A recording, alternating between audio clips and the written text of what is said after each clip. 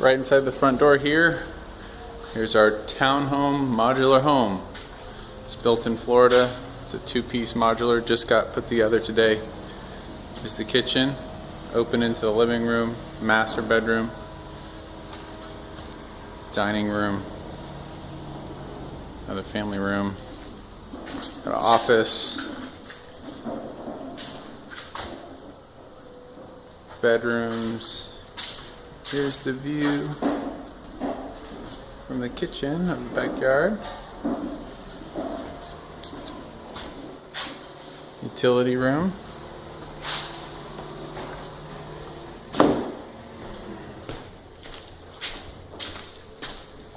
How's the master look? Good.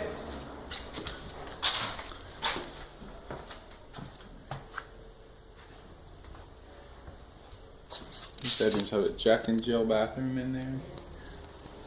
And then a guest bathroom at the end of the hallway. Looking good so far.